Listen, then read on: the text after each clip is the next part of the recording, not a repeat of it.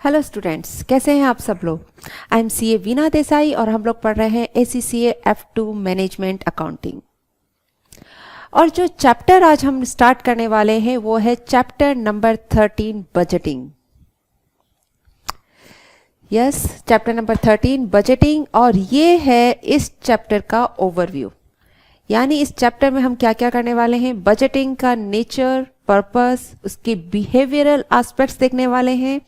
फिर बजट किस तरीके से बनाए जाते हैं, किस तरीके से फंक्शनल बजट बनाते हैं, कैश बजट बनाते हैं, मास्टर बजट बनाते हैं, ये सारे बजट बनाने का तरीका हम यहाँ सीखेंगे।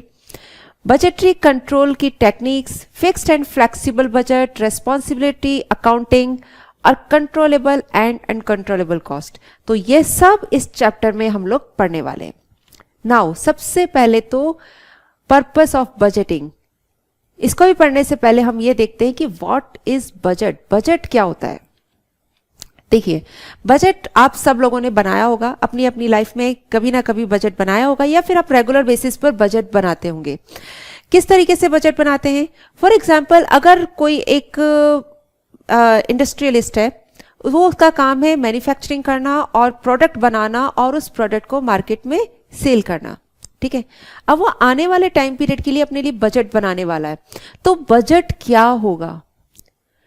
अगर उसने कहा कि मैं आने वाले टाइम पीरियड पे यानी नेक्स्ट ईयर, कमिंग ईयर में अपनी सेल इंक्रीज करूंगा, क्या करूंगा, अपनी सेल इंक्रीज करूंगा, क्या ये बजट है। सोचिए जरा, उसने कहा कि मैं सेल इंक्रीज करूंगा, क्या ये बजट है। बजट क्या होता है, आने वाले टाइम पीरियड के लिए, फ्यूचर पीरियड के लिए हम पहले से ही प्लानिंग कर रहे हैं, फ्यूचर पीरियड के लिए हम प्लान कर रहे हैं। ओके, तो उसने कहा सेल्स इंक्रीज करूंगा या सेल्स में अच्छे लेवल से इंक्रीज करूंगा, तो ये बजट है। नहीं, ये बजट नहीं है। इसकी बजाय अगर वो ये कहेगा कि मैं कमिंग ईयर में जो सेल्स होगी मेरी, वो कितनी होगी, 1 लाख यूनिट्स की सेल्स होगी, तो यस, दिस इज बजट।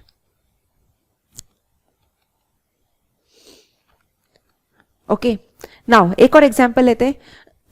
आप लोग सब कैश बजट बनाते होंगे। कैश बजट कैसे भाई, आने वाले टाइम पीरियड में यानी कि नेक्स्ट मंथ के लिए आपने पहले से ही अपनी प्रॉपर्ली कैश की फाइनेंशियल प्लानिंग करके रखी होगी कि मेरे पास कितना पैसा आएगा, कितना पैसा जाएगा, कितने में मुझे अपना एक्सपेंडिचर करके अपना खर्चा चलाना है। तो सपोज आपने बनाया नेक्स्ट ईयर का, नेक्स्ट मंथ का टारगेट रखा कि मुझे सेविंग्स करनी है, मुझे सेविंग्स करनी है और इस बार मैं अपनी सेविंग्स ज़्यादा सेविंग करूंगा, ज़्यादा यानी कि मोर सेविंग्स करूंगा, तो क्या ये बजट है।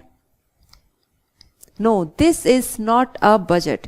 इसकी बजाय अगर आप कहते हैं कि आने वाले टाइम पीरियड में मेरा $1000 की सेविंग होगी या $100 की सेविंग होगी, ये अगर आप एक क्वांटिटेटिव या मॉनेटरी टर्म में अगर आप बताते हैं, तो ये बजट कहलाता है। सो बजट क्या है, बजट है फ्यूचर प्लान। लेकिन फ्यूचर में जब आप प्लानिंग करते हैं और वो प्लानिंग आप क्वांटिटेटिव टर्म में करते हैं या फिर मॉनेटरी टर्म में करते हैं, या तो आप क्वांटिटेटिव टर्म में यूनिट्स हैं, क्वांटिटी में बता रहे हैं, या फिर मॉनेटरी टर्म्स में आप प्लानिंग करते हैं, ये प्लानिंग बजट कहलाता है। सिर्फ ये बोल देना फ्यूचर के लिए प्लानिंग कर लेना कि मैं बहुत अच्छे से अपनी स्टडीज करूंगा, या बहुत अच्छे से अपनी सेविंग करूंगा, या बहुत अच्छी अपनी सेल इंक्रीज करूंगा, या नेक्स्ट आने वाले टाइम में अपनी प्रोडक्शन कॉस्ट कम करूंगा, ये बजट नहीं है। बल्कि अगर आप फिगर के साथ में बताते हैं, क्वांटिटेटिव के टर्म्स में बताते हैं, मॉनेटरी टर्म्स में बताते हैं, वो बजट है। सो व्हाट इज बजट, पहले तो डेफिनेशन देखिए। A budget is a quantitative expression of a plan of action prepared in advance of the period to which it relates। जिस पीरियड के लिए आप बजट बना रहे हैं, उस बजट के लिए प्लान ऑफ एक्शन जब आप क्वांटिटेटिव या मॉनेटरी टर्म में एक्सप्रेस करते हैं, वो बजट कहलाता है। Okay, now budget set out the cost and revenue that are expected to be incurred or earned in future period। Budget दोनों के लिए बनाया जाता है। बजट कॉस्ट के लिए भी बनाया जाता है और रेवेन्यू के लिए भी बनाया जाता है। रेवेन्यू में क्या चीज आ जाती है, आपकी दो फिगर्स आते हैं। रेवेन्यू में एक सेल्स आ जाता है, एक प्रॉफिट आ जाता है। कि आने वाले टाइम पीरियड में हमारी कितनी सेल्स होनी चाहिए, amount wise, quantity wise. Profit का फिगर आ जाता है। कॉस्ट में कॉस्ट के सारे ही एलिमेंट्स जैसे मटेरियल, लेबर, ओवरहेड, और इन सब के लिए हम बजट बनाते हैं। क्वांटिटी में भी बनाते हैं, नंबर ऑफ आवर्स में भी बनाते हैं, मॉनेटरी टर्म्स में यानी कॉस्ट वाइज भी बनाते हैं। इसके अलावा हम लोग अपने फाइनेंशियल स्टेटमेंट के लिए बनाते हैं कि आने वाले टाइम पीरियड में हमारी फाइनेंशियल स्टेटमेंट होगा, इतना हम लोग प्रॉफिट अर्न करेंगे, इतनी हमारी कॉस्ट ऑफ गुड्स सोल्ड होनी चाहिए, इतनी हमारी कॉस्ट ऑफ सेल्स होनी चाहिए। ये सारे फिगर्स आपके क्या कहलाते हैं? बजट कहलाते हैं। तो बजट कॉस्ट के टर्म में भी बनता है और रेवेन्यू के टर्म में भी बनता है। Most organizations prepare budget for the business as a whole. Departmental budget, functional budgets for sales, production, expenditure, and so on. Statement of profit or loss, statement of financial position in order to determine the expected future profit, cash budget in order to determine future cash flow. तो maximum organisation किस किस तरह के budget बनाती है? सबसे पहले cost से रिलेटेड बजट बनते हैं, कॉस्ट से रिलेटेड बजट बनते हैं, सेल्स से रिलेटेड बजट बनते हैं, कॉस्ट में भी या सेल्स में भी फंक्शनल बजट बनते हैं। मतलब एक ऑर्गेनाइजेशन में बहुत सारे डिपार्टमेंट होते हैं, सेल्स के डिपार्टमेंट होता है, प्रोडक्शन का डिपार्टमेंट होता है, एचआर का डिपार्टमेंट होता है, फाइनेंस का डिपार्टमेंट होता है। ओके, तो बहुत सारे डिपार्टमेंट होते हैं। ये सारे डिपार्टमेंट अपने अपने बजट तैयार करते हैं, ये फंक्शनल बजट कहलाते हैं। इन फंक्शनल बजट के बाद में हम लोग ओवरऑल मास्टर बजट बनाते हैं। मास्टर बजट में हमारे क्या आ गए कि पूरी ऑर्गेनाइजेशन का हमारा कितना statement of profit and loss account बनने वाला है, कितनी हमारी स्टेटमेंट ऑफ अफेयर यानी बैलेंस शीट, आने वाले टाइम पीरियड पर हमारी बैलेंस शीट क्या होनी चाहिए, ये भी हमारा बजट बनता है। कैश बजट बनता है कि आने वाले टाइम पीरियड पर हमारे पास कितना कैश अवेलेबल होगा, कितना हमारा एक्सपेंडिचर होगा, कितनी हमारी सेविंग्स होगी, कितना हमें ओडी उठाना होगा, मार्केट से लोन लेना होगा, कितनी कैश की रिक्वायरमेंट आने वाली है, ये सब के हम बजट बनाते हैं। तो एक ऑर्गेनाइजेशन ये सारे के सारे बजट बनाती है। सो कौन कौन से बजट बनाती है? अलग अलग डिपार्टमेंट्स के budget, functional budget for sales, production, expenditure, statement of profit और लॉस और statement of financial position, cash budget and etcetera, और भी जो भी उनकी बिजनेस के लिए नेसेसरी है उन सब के बजट बनते हैं।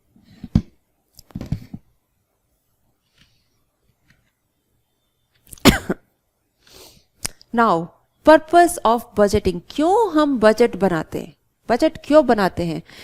तो the main M of budgeting is planning for the future. तो मैनेजमेंट का एक सबसे इंपॉर्टेंट जो एलिमेंट होता है वो होता है प्लानिंग। अगर हम लोग well planned means half done, ये आपने सबने सुना होगा कि अगर आपने प्रॉपर प्लानिंग करी है तो आपका आगे का काम बहुत ही इजी हो जाता है, करीब करीब 50% काम आपका प्रॉपरली हो जाता है। तो ये बजट बनाकर हम क्या करते हैं, फ्यूचर के लिए प्लानिंग करते हैं। इसके बाद क्या होता है, आज मैंने अगर फ्यूचर के लिए बजट बना लिया है तो अब नेक्स्ट पीरियड में मेरा जो काम होगा वो इस बजट के अकॉर्डिंग होगा।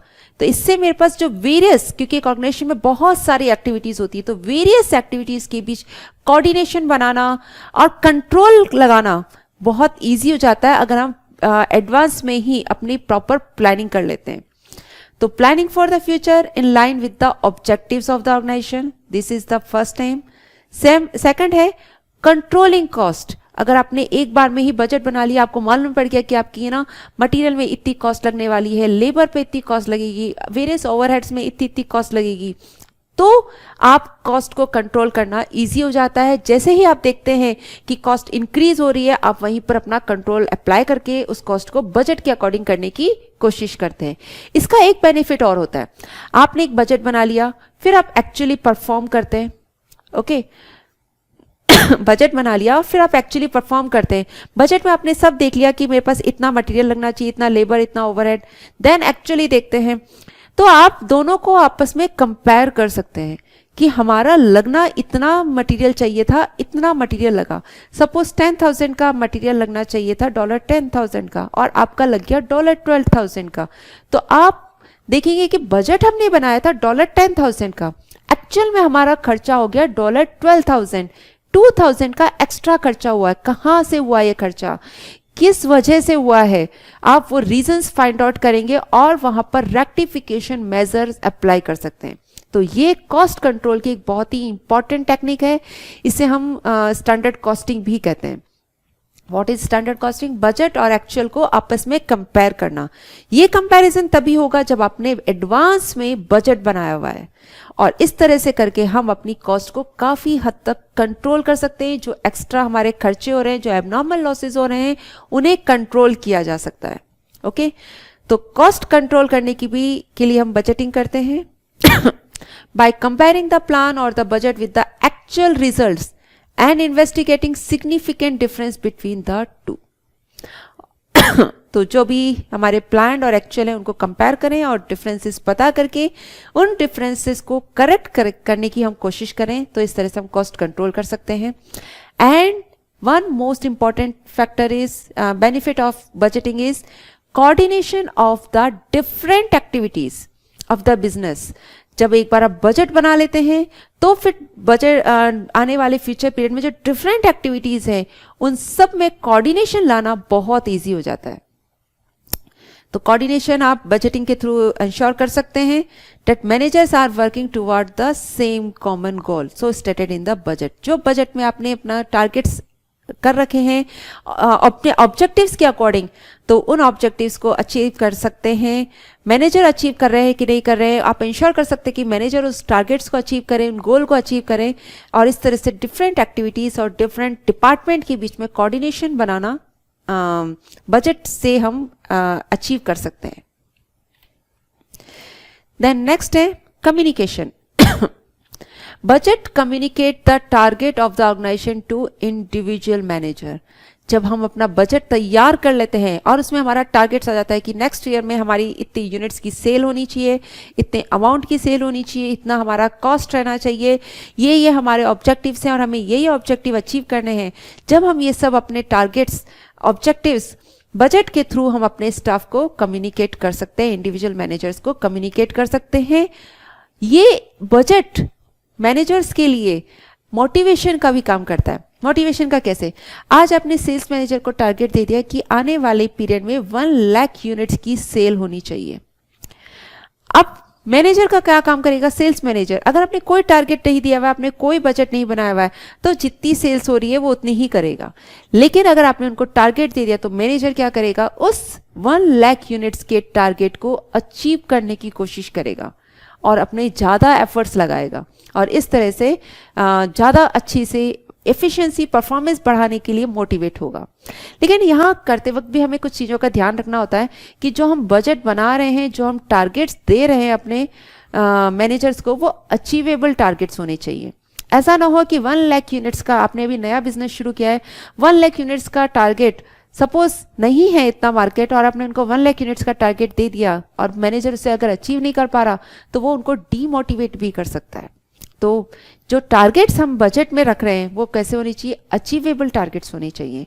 ओके, अगर वो अचीवेबल टारगेट्स होंगे तो क्या रहेगा? ये मैनेजर्स के लिए मोटिवेशन का काम करेगा। टारगेट्स देने के साथ साथ हम क्या करते हैं? उनको रिवार्ड भी देते हैं कि अगर आपने ये टारगेट्स अचीव किया तो आपको यहाँ पर बोनस दिया जाएगा या रिवार्ड्स दिए जाएंगे। ओके, वेरियस रिवार्ड स्कीम निकालते हैं हम लोग कि जैसे 1 लाख यूनिट्स पर अगर उन्होंने अचीव किया तो उनको 1% ऑफ सेल्स कमीशन के तौर पे दिया जाएगा। इस लेवल से अबाव किया तो 1.5% का कमीशन दिया जाएगा। तो इस तरह के हम साथ में रिवॉर्ड स्कीम भी इंट्रोड्यूस कर हमारी जो वर्कफोर्स है उसकी एफिशिएंसी इंक्रीज कर सकते हैं। मोटिवेशन के तौर पर हम अपने बजट को यूज कर सकते हैं। इवैल्यूएशन, तो इसकी बजट बनाने के बाद जब हमने उनको टारगेट दिए, फिर हम देखते हैं कि मैनेजर्स ने वो टारगेट अचीव किए हैं या नहीं किए हैं। उनकी परफॉर्मेंस को इवैल्यूएट करने के लिए भी बजट एक बहुत ही इंपॉर्टेंट टूल की तरह हम यूज कर सकते हैं। तो performance of manager is often judged by looking at how well the manager has performed against budget. तो बजट के अगेंस्ट में मैनेजर ने कितना अच्छे से परफॉर्म किया है और हम उनकी परफॉर्मेंस इवैल्यूएट कर सकते हैं। Authorization, budget act as a form of authorization of expenditure. आपने बता दिया कि मटेरियल में आपका $10,000 का खर्चा होना चाहिए, तो आपने मटेरियल का जो मैनेजर है, जो परचेज मैनेजर है, उसको आपने $10,000 तक के लिए ऑथराइज कर रखा, तो एक तरह से ऑथराइजेशन का भी काम करता है। ओके, अब बजट बनाने के हमारे दो अप्रोच होते हैं। फर्स्ट अप्रोच होता है पार्टिसिपेशन पॉइंट ऑफ व्यू से देखें तो दो अप्रोच होते हैं, एक होता है टॉप डाउन अप्रोच और दूसरा होता है बॉटम अप अप्रोच। पहला अप्रोच हुआ टॉप डाउन अप्रोच, दूसरा हुआ है बॉटम अप अप्रोच। क्या होता है top down and bottom up? तो देखिए, हमारे अगर मैनेजर्स के लेवल देखें ना तो कई सारे लेवल होते हैं। पहला लेवल होता है टॉप लेवल, उसके नीचे होता है मिडिल लेवल एंड देन होता है लास्ट में लोअर लेवल। जो स्टाफ होता है वो इन 3 लेवल पर काम करता है। तो जो मेन टॉप लेवल होता है ये मेन आपका पॉलिसीज वगैरह बनाने का काम करता है। यहाँ मिडिल लेवल में आपके जैसे सेल्स मैनेजर, प्रोडक्शन मैनेजर, ये बाकी के सारे मैनेजर आ गए हैं और लोअर लेवल पर लोअर लेवल का स्टाफ होता है। तो what is top down and what is bottom up approach? देखिए, अगर बजट ये टॉप लेवल का मैनेजमेंट बनाता है, कौन बना रहा है? टॉप लेवल का मैनेजमेंट अगर बजट बनाता है और वो बजट वो इन मिडिल लेवल के मैनेजर को दे देता है कि आप लोग इस बजट को फॉलो करो, ठीक है? क्या करा? टॉप लेवल ने बजट बनाया और मिडिल लेवल से कहा कि इस बजट को फॉलो करो, तो ये क्या कहलाता है? इम्पोज्ड बजट बना कहलाता है। What is this called? Imposed budget. और इसको हम कहते हैं top down budget. Top down मतलब टॉप लेवल ने बजट बनाया और मिडिल लेवल से कहा, लोअर लेवल से कहा कि ये बजट बन गया है, बस अब आपको इसको फॉलो करना है, ये टारगेट्स हैं, आपको ये अचीव करना है। तो ये क्या कहलाएगा? हमारा टॉप डाउन अप्रोच या imposed budget. On the contrary, अगर आप जो बजट बना रहे हैं उसमें आप मिडिल लेवल को इन्वॉल्व कर रहे हैं, बजट बनाने में, मिडिल लेवल बजट बनाने में पूरा तरह से पार्टिसिपेट कर रहा है, ठीक है? और वो बजट बनाकर फिर वो टॉप लेवल को देता है अप्रूवल के लिए। बजट किसने बनाया? मिडिल लेवल ने बनाया। इसने पूरा तरह से पार्टिसिपेट किया, उसने अपने टारगेट्स बताए एंड अप्रूवल के लिए टॉप में लेवल को दिया। ये जो बजट कहलाता है, ये क्या कहलाता है? Approach bottom up approach. Bottom up approach में क्या हुआ? बजट किसने बनाया? मिडिल लेवल ने बनाया और अप्रूवल के लिए दे दिया टॉप लेवल को। ये वाला बजट कहलाता है पार्टिसिपेटिव बजट। क्या कहलाता है? पार्टिसिपेटिव। देखिए, जो आज ये बजट को ऑपरेशनल लेवल पर कौन परफॉर्म करने वाला है? मिडिल लेवल और लोअर लेवल, यही लेवल इनको बजट को अप्लाई करने वाले हैं। ओके, जो टारगेट्स हैं वो टारगेट्स अचीव किसको करना है? मिडिल लेवल या लोअर लेवल को ही अचीव करना है। तो अगर उनको सिर्फ बजट बता दिया गया कि आपको ये टारगेट्स अचीव करने हैं, तो ये क्या कहलाता है? इम्पोज्ड बजट कहलाता है। उनको कोई मोटिवेशन नहीं मिलता है, सिर्फ उनको एक टारगेट दे दिया जाता है और उस टारगेट को ही अचीव करना होता है उन्हें। लेकिन वहीं अगर ये लोग खुद बजट बनाने में इन्वॉल्व रहेंगे, खुद अपने टारगेट्स बना रहे हैं, तो उन टारगेट्स को अचीव करने की भी रिस्पॉन्सिबिलिटी इनकी हो जाती है। उनको क्या लगेगा? ये हमारे ही बनाए हुए टारगेट्स हैं और हमें ही इनको अचीव करना है। तो ये ज्यादा एंथुसियाज्म से इस बजट के टारगेट्स को अचीव करने में एक हो जाएंगे। तो ये वाला अप्रोच कैसा कहलाता है? Participative and bottom up approach. चलिए एक बार रीड करते हैं। The top down approach is where budgets are set by higher level of management. Budget कौन सेट कर रहा है? Higher level of management and then communicated to the lower level of management to whose areas of responsibility they relate. This is known as imposed budget. तो ये क्या कहलाता है? हमारा imposed budget भी कहलाता है। In this approach, lower level managers are not allowed to participate in the budget setting process. तो इस अप्रोच में लोअर लेवल को कोई ऑथराइजेशन नहीं होता कि वो बजट सेटिंग में पार्टिसिपेट करें। सिर्फ टॉप लेवल ने बजट बनाकर कम्युनिकेट कर दिया कि मिडिल लेवल को बोल दिया ये बजट है and you have to achieve this budget. Okay, now the main problem with this approach, क्या मेन प्रॉब्लम आती है? That those responsible for operating the budget, मतलब कौन रिस्पॉन्सिबल होते हैं बजट को ऑपरेट करने के लिए? मिडिल लेवल और lower level.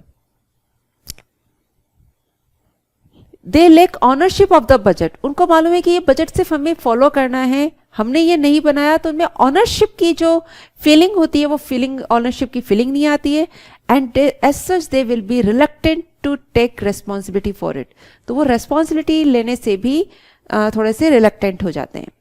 So this is top down approach. Now bottom up approach. What is bottom up approach? The bottom up approach to budgeting is where lower level managers are involved in setting budget targets. This is known as participative budget. तो यहाँ पर क्या है, जो आपका lower level manager है वो budget setting targets में पूरी तरह से इन्वॉल्व रहता है, मतलब वही मिलकर सारे बजट बनाते हैं, पूरा फुल पार्टिसिपेट करते हैं बजट बनाने में, इसलिए इसको क्या बोलते हैं, पार्टिसिपेटिव बजट कहते हैं. If individual managers are involved in setting budget target, it is likely that they will accept those target. अब देखिए, आप खुद ही अगर कोई बजट बना रहे हैं, आप खुद टारगेट सेट कर रहे हैं कि मुझे ये टारगेट नेक्स्ट ईयर में अचीव करना है, तो आप क्या करेंगे, ऑफ कोर्स उस टारगेट को एक्सेप्ट करेंगे और उन टारगेट्स को अचीव करने की कोशिश करेंगे, क्योंकि ये टारगेट आप ही के सेट किए हुए हैं. तो ये एक तरह से मोटिवेशन का भी काम करता है. Strive actively towards the attainment of them. In this way, actual performance should be improved by motivational impact of budget. तो बजट का क्या रहता है, मोटिवेशनल इम्पैक्ट रहता है. अगर जो बजट को ऑपरेट करने में जो इन्वॉल्व है वो लेवल का मैनेजर अगर बजट में पूरी तरह से पार्टिसिपेट करता है, तो उसमें एक ऑनरशिप की फीलिंग आती है कि हाँ, ये बजट मेरा ही बनाया हुआ है और ये टारगेट्स मेरे ही बनाए हुए हैं और ये टारगेट्स हमें अचीव करने हैं, तो एक मोटिवेशनल इम्पैक्ट डालता है. कौन सा, bottom up approach. Now budgetary biasness. अब इसमें बॉटम अप अप्रोच में एक थोड़ा सा इश्यू भी रहता है. क्या इश्यू रहता है कि देखिए, अगर आप मिडिल लेवल है, लोअर लेवल है, ये बजट सेट कर रहे हैं और इनको ही टारगेट अचीव करने हैं, ओके, ये ही बजट बना रहे हैं और ये ही इनको टारगेट अचीव करने हैं, तो ये क्या करेंगे, क्योंकि देखिए इस टारगेट से क्या रहेगा, इनकी परफॉर्मेंस भी मेजर होती है कि बजट में ये टारगेट था, सपोज 1 लाख की थी, अब अगर 1 लाख यूनिट्स की सेल इन्होंने बजट बनाया, ओके, अब अगर ये सेल्स अचीव कर लेते हैं तो इनकी परफॉर्मेंस गुड मानी जाएगी. कैसी मानी जाएगी, गुड. और नहीं अचीव कर पाते हैं तो परफॉर्मेंस डाउनग्रेड हो जाएगी. तो इसके लिए क्या होगा, ये मिडिल लेवल मैनेजर क्या कर सकता है, हो सकता है वो ये करे कि अपना टारगेट लोअर सेट करे. बजट में 1 लाख यूनिट का ना करके वो क्या करे, 70,000 यूनिट्स का ही टारगेट सेट करे या 80,000 यूनिट्स का ही टारगेट सेट करे. वो लोअर टारगेट सेट करे और जिससे ताकि क्या है, वो इजीली उसको अचीव कर पाए और उनकी परफॉर्मेंस इवैल्यूएशन के टाइम पर भी मालूम पड़े कि हमने इतना किया था और इससे ज़्यादा हमने टारगेट अचीव कर लिया.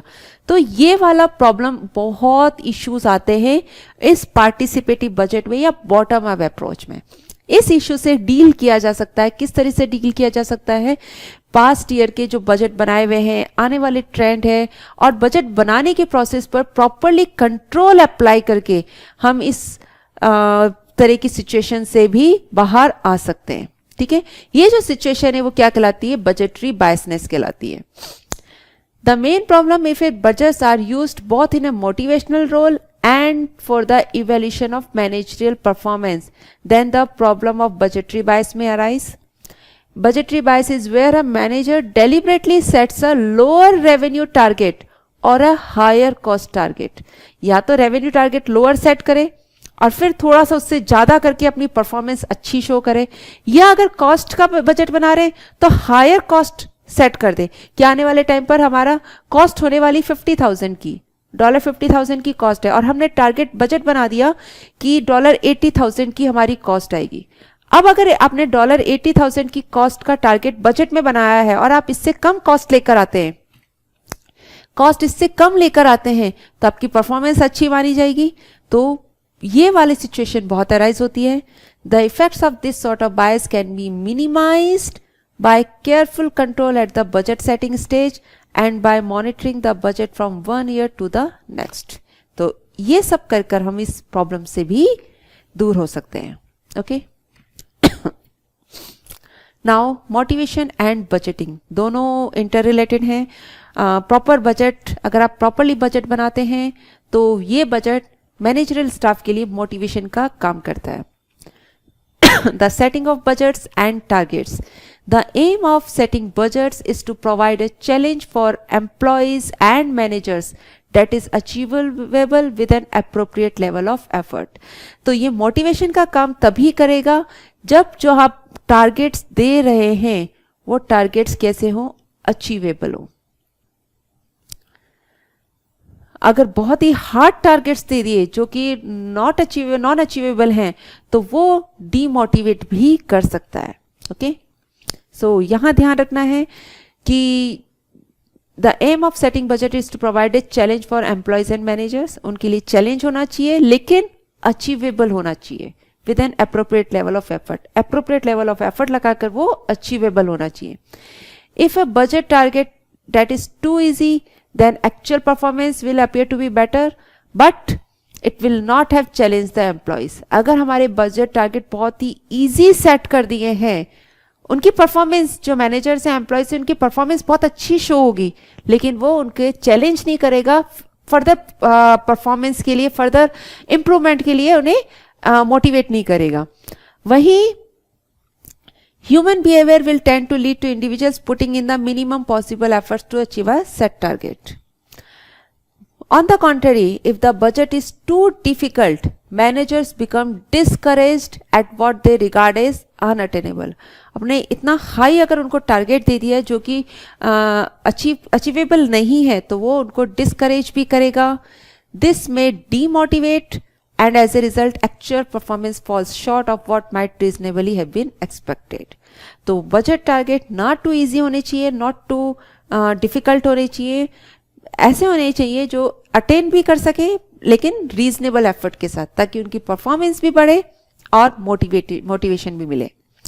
The budget should therefore fall between these two extremes and incorporate just the right degree of difficulty which will lead to the optimal level of performance. Okay.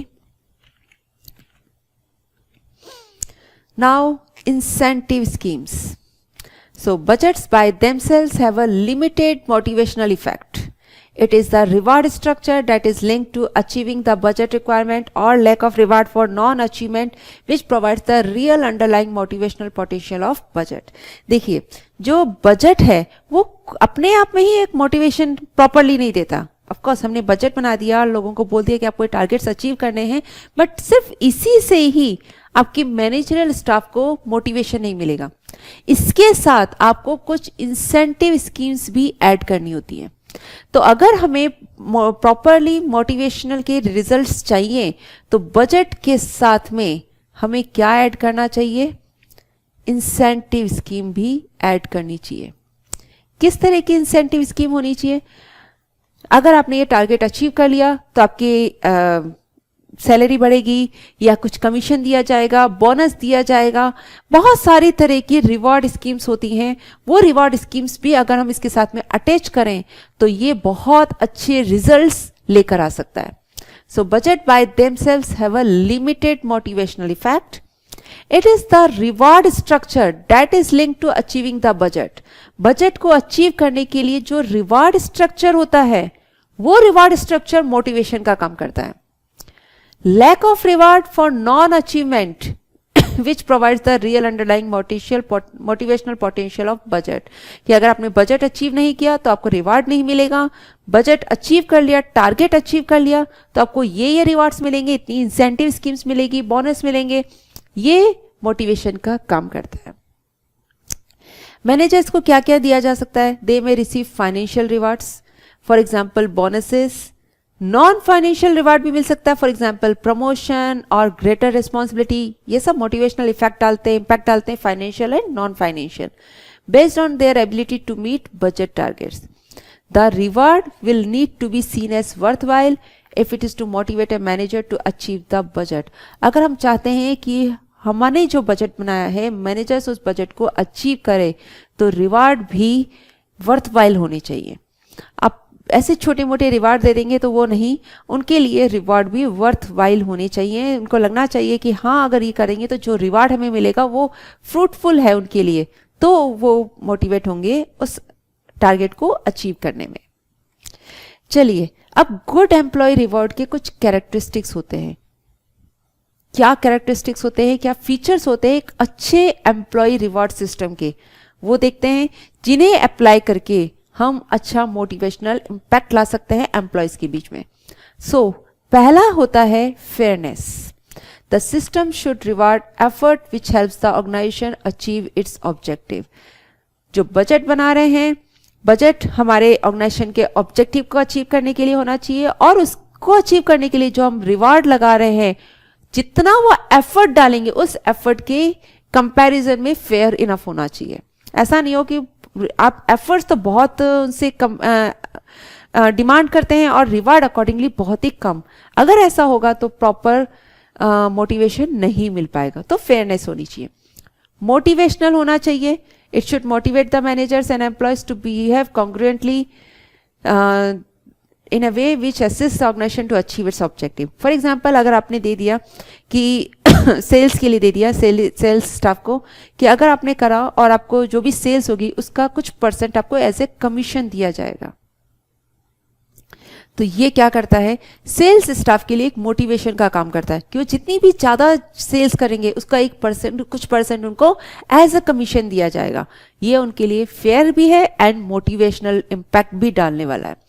Understandability very important. जो reward system है वो easy to understand होना चाहिए employees के लिए। बहुत ही complicated structure नहीं होना चाहिए। अगर ज़्यादा कॉम्प्लिकेटेड स्ट्रक्चर होगा, एम्प्लॉयज को समझ नहीं आएगा, तो वो मोटिवेट करने की जगह वो रिवार्ड सिस्टम उन्हें डीमोटिवेट कर सकता है। सो क्लियर होना चाहिए रिवार्ड सिस्टम, और कॉम्प्लेक्स नहीं होना चाहिए। कंसिस्टेंटली अप्लाइड, तो ये करीब करीब सभी एम्प्लॉयज़ पर कंसिस्टेंटली अप्लाई होना चाहिए कि ये नहीं कि आपने एक बार कुछ अचीव कर लिया एंड बस ख़त्म हो गया। अगर हम चाहते हैं कि ये रेगुलरली हमारा employ staff regularly targets achieve करता रहे, तो हमें उसको कंसिस्टेंटली अप्लाई करना चाहिए। Objective system should be based on measurable criteria with the minimum of subjectivity. आपने कहा जिसकी परफॉर्मेंस बेटर होगी आप उसे रिवॉर्ड देंगे। ओके, ये कैसा हो गया, सब्जेक्टिव मैटर हो गया। अब बेटर का कोई है नहीं, आज आप कर रहे हैं, मेरे लिए कुछ और बेटर है, कोई दूसरा पर्सन होगा उसके लिए कुछ और बेटर होगा, तो ये बहुत ही सब्जेक्टिव हो गया। इस तरह से होने की बजाय आप ये करें कि अगर आपने 1000 यूनिट्स की सेल अचीव करी तो आपको इतना रिवार्ड मिलेगा, 2000 की सेल्स अचीव करी तो इतना रिवार्ड मिलेगा। इस तरह का रिवार्ड सिस्टम रहेगा जो मेजरेबल होगा इजीली, वो ही ज़्यादा मोटिवेट कर पाएगा। एंड यूनिवर्सल सभी एम्प्लॉयज़ के लिए होना चाहिए, या एक गिवन लेवल पर सभी एम्प्लॉयज़ के लिए होना चाहिए। ऐसा नहीं कि सिर्फ एक ग्रुप ऑफ एम्प्लॉयज़ के लिए हुआ, बाकी के लिए नहीं है, तो बाकी के लोगों के लिए वो डीमोटिवेशन का काम करेगा। So these are the characteristics of good employ reward system. First one is fairness, motivational, understandability, यानी कि कॉम्प्लेक्स नहीं होना चाहिए, इजीली अंडरस्टैंडेबल होना चाहिए, कंसिस्टेंटली अप्लाई होना चाहिए, सब्जेक्टिव नहीं होना चाहिए रिवॉर्ड सिस्टम, ऑब्जेक्टिव होना चाहिए, यूनिवर्सल यानी सभी लोगों के लिए ये स्कीम होनी चाहिए। अब कुछ इंसेंटिव स्कीम्स के टाइप देखिए। तो there are 3 main types of incentive scheme. First one is performance related pay, okay, PRP scheme भी बोलते हैं। सेकंड होती है बोनस स्कीम्स एंड थर्ड होती है प्रॉफिट शेयरिंग। तो there are 3 types of schemes. First is performance related, जिसने जितना बेटर परफॉर्मेंस किया उतना ही आप उसको उतना ही एक्स्ट्रा पे करिए, ये परफॉर्मेंस रिलेटेड पे। जैसे हमने एम्प्लॉयज कॉस्ट में देखा था कि पीस वर्क, जो जितने ज़्यादा पीस बना रहा है आप उसको उतना ज़्यादा पीस रेट के हिसाब से दे रहे हैं अगर पेमेंट, तो वो क्या हो गया, परफॉर्मेंस रिलेटेड हो गया। जिसने जितने ज़्यादा पीस बनाया उसको उतनी ज़्यादा सैलरी मिल गई, उतनी ज़्यादा पे मिल गई, तो ये क्या कहलाता है, परफॉर्मेंस रिलेटेड पे कहलाता है।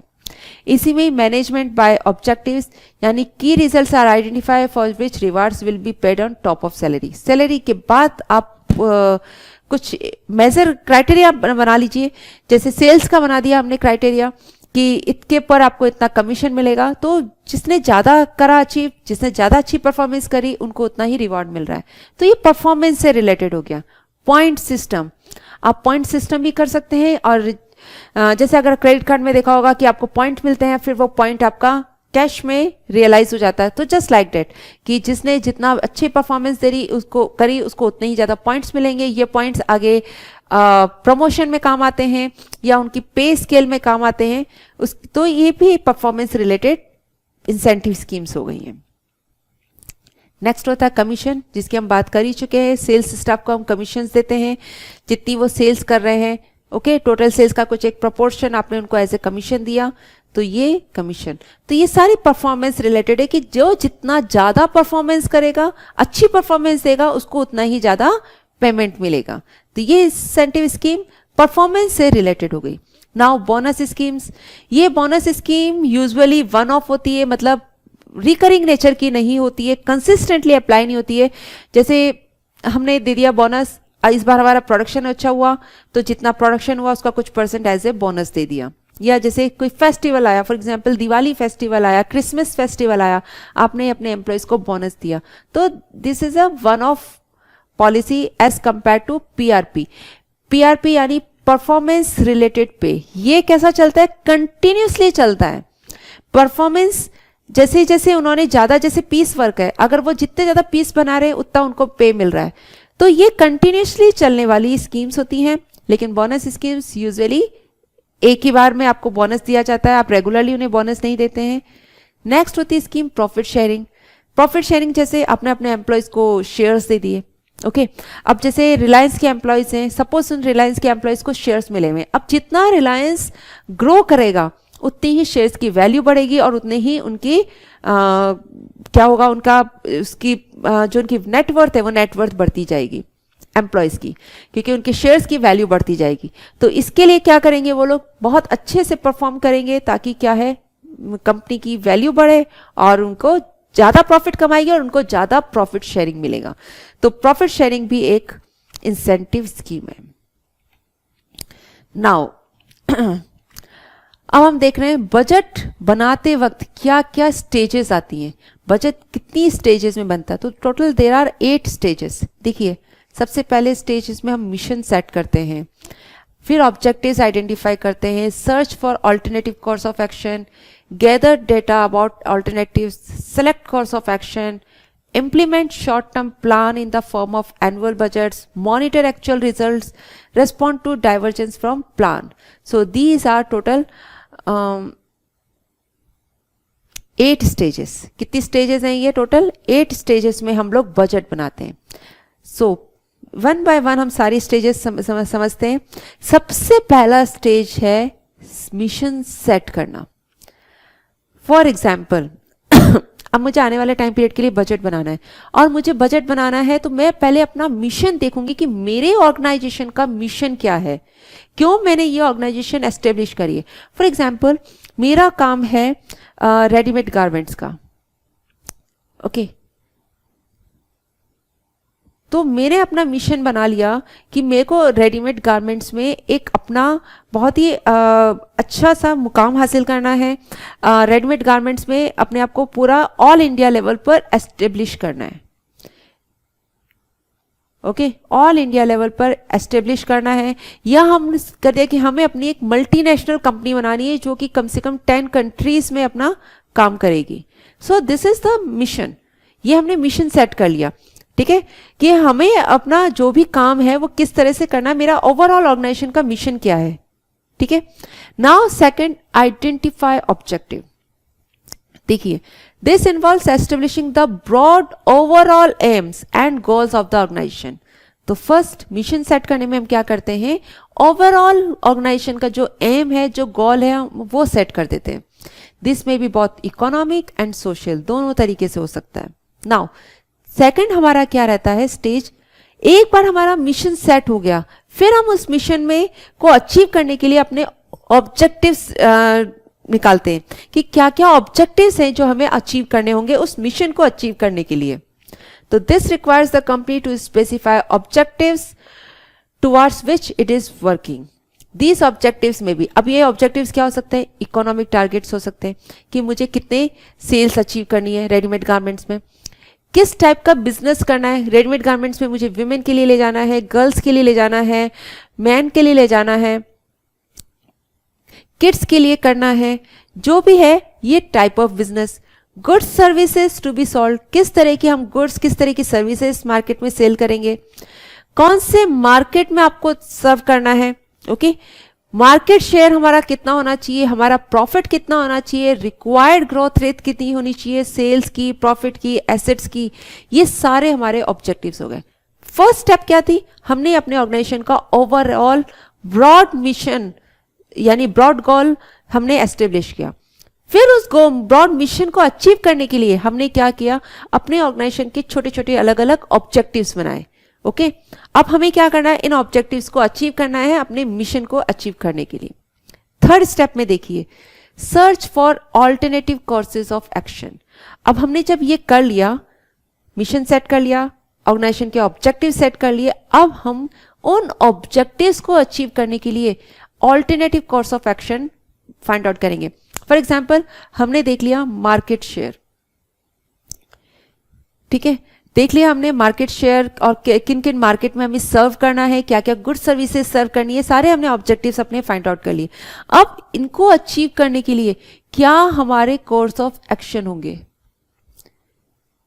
तो हम वेरियस कोर्स ऑफ एक्शन अपने चूज करेंगे, ठीक है, कि इस मार्केट शेयर को, सपोज हमने कहा कि हमें 40% मार्केट शेयर अचीव करना है, ओके, तो अब इस 40% मार्केट शेयर को अचीव करने के लिए क्या हमारा प्लान ऑफ एक्शन होना चाहिए, तो हमारे पास कई सारे प्लान ऑफ एक्शन आएंगे। फॉर एग्जाम्पल, हमने 3 प्लान ऑफ एक्शन को चूज किया, 1 2 3, ओके, क्या प्लान ऑफ एक्शन हो सकते हैं, जैसे developing new markets for existing product.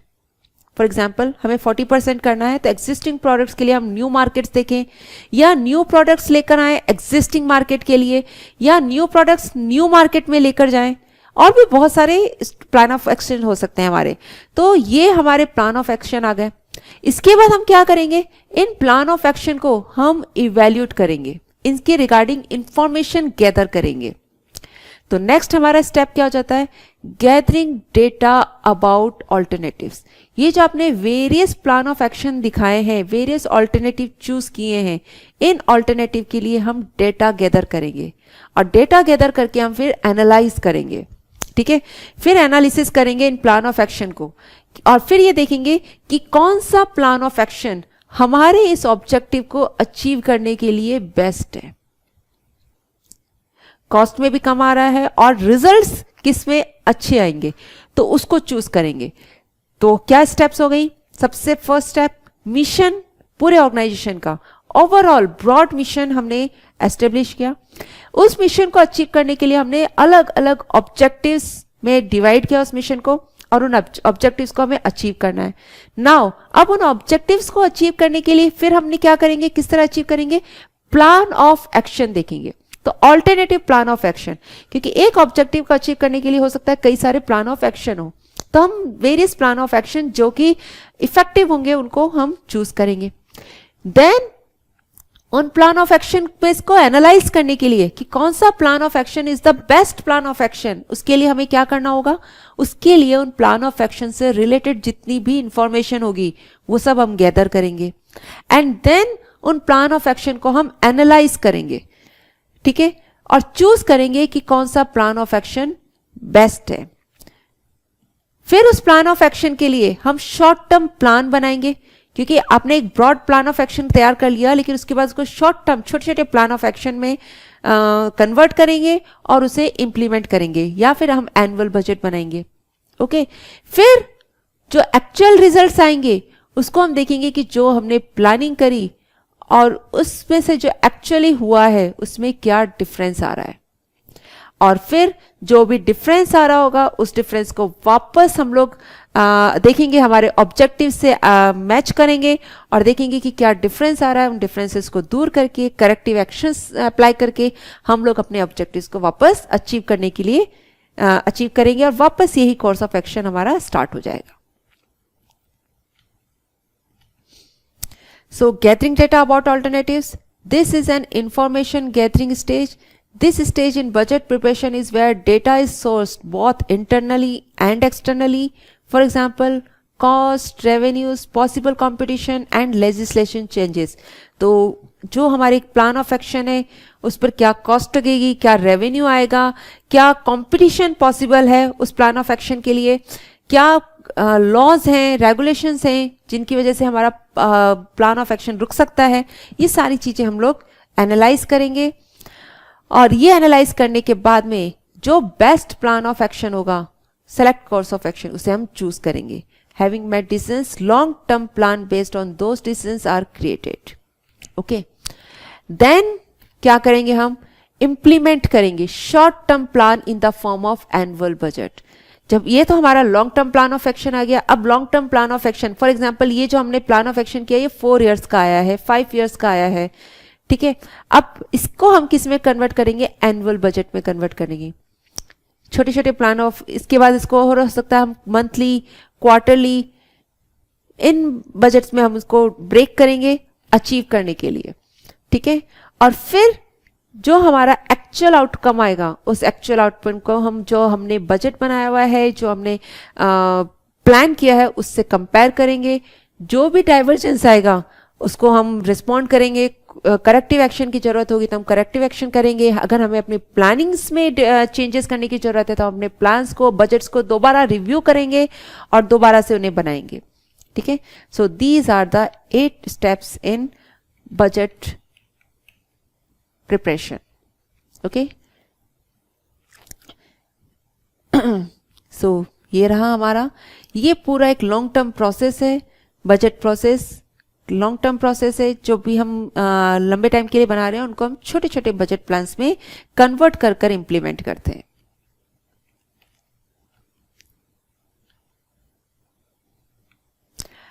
Okay, so once again एक बार हम वापस देख लेते हैं क्या क्या स्टेजेस हैं बजट प्रिपरेशन में. Set mission, then identify objectives, search for alternative course of action. पहले ब्रॉड मिशन सेट किया, फिर हमारे क्या क्या ऑब्जेक्टिव्स हैं, उन मिशन को अचीव करने के लिए क्या क्या ऑब्जेक्टिव्स अचीव करने होंगे वो सेट करेंगे. Then alternative course of action, उन ऑब्जेक्टिव को अचीव करने के लिए ऑल्टरनेटिव कोर्स ऑफ एक्शन हम लोग फाइंड आउट करेंगे. उन ऑल्टरनेटिव कोर्स ऑफ एक्शन से रिलेटेड डेटा इंफॉर्मेशन कलेक्ट करेंगे और फिर उन्हें एनालाइज कर कर बेस्ट एक्शन प्लान सेलेक्ट करेंगे. फिर बेस्ट एक्शन प्लान को हम, जो लॉन्ग टर्म के लिए होता है वो, उसको हम छोटे छोटे प्लान्स में डिवाइड करेंगे, एक्चुअली परफॉर्म करेंगे. फिर जो एक्चुअली हमारी परफॉर्मेंस है उसको कंपेयर करेंगे विद हमारे प्लान्ड कोर्स ऑफ एक्शन से या बजट से, और फिर जो भी डाइवर्जेंस होगा उसको हम रिस्पॉन्ड करेंगे. देखेंगे कि हमें अपनी बजट को वापस रिव्यू करना है या फिर हमें कुछ और रेक्टिफिकेशन मेजर लगाकर हमारी जो एक्चुअल परफॉर्मेंस है उसको और इम्प्रूव करना है. तो ये पूरा बजट प्रिपरेशन की स्टेजेस हैं. सो आज हम इतना ही करेंगे. Thank you.